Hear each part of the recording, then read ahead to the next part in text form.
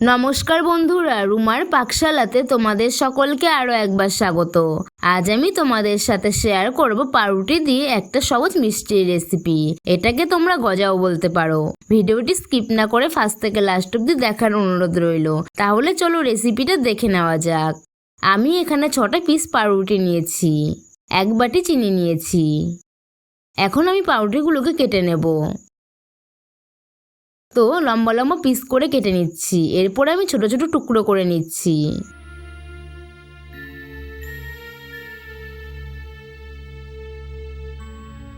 এইভাবে আমি সবগুলো পাউরুটি কেটে নেব।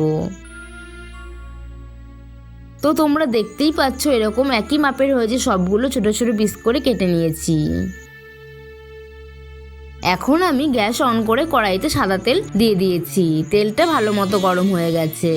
এখন আমি পিস করে রাখা পাউরুটিগুলো দিয়ে দিচ্ছি।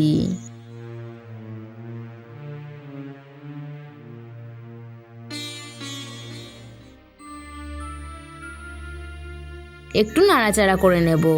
গ্যাসের ফ্লেমটাকে লো টু মিডিয়ামে রাখতে হবে। কিছুক্ষণ সময় নিয়ে আমি পাউরুটিগুলোকে ভেজে নেব।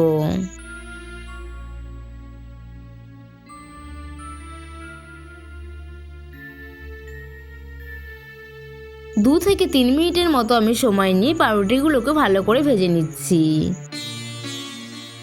পাউরুটিগুলো ভাজা হয়ে গেছে। এখন আমি একটা ছাঁকনির সাহায্যে তেল ঝরিয়ে একটা প্লেটে তুলে নেব।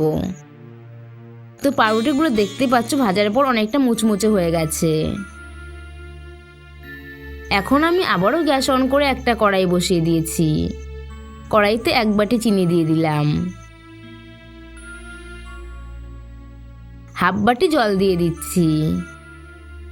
মিষ্টির পরিমাণটা তোমরা তোমাদের টেস্ট অনুযায়ী কম বেশি করে ব্যবহার করবে।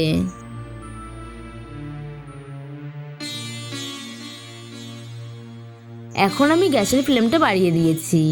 একটু নাড়াচাড়া করে নিচ্ছি। চিনিটা গলে যাওয়া পর্যন্ত অপেক্ষা করব। চিনিটা মেল্ট হওয়া পর্যন্ত অপেক্ষা করব। ভালো মতো চিনিটা ফুটে উঠেছে। তো আমি একতারের মতো একটা শিরা বানিয়ে নেব। তো আমি হাত দিয়ে তোমাদের দেখিয়ে দিচ্ছি যে কতটা হয়েছে। তো হাতের মধ্যে এরকম দেখতেই পাচ্ছ একটা তার চলে এসছে। এখন আমি এর মধ্যে ভেজে রাখা পাউরুটি টুকরোগুলো দিয়ে দিচ্ছি। এখন গ্যাসের ফ্লেমটাকে লো টু মিডিয়ামে রেখে দেব আর অনবরত নাড়াচাড়া করব, যতক্ষণ না মিষ্টির সিরাপটা সফট করে পাউরুটির মধ্যে ঢুকে যায়।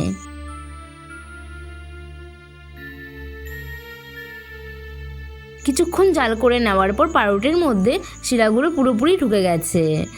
এখন ঝরঝরে হয়ে গেছে পাউরুটিগুলো।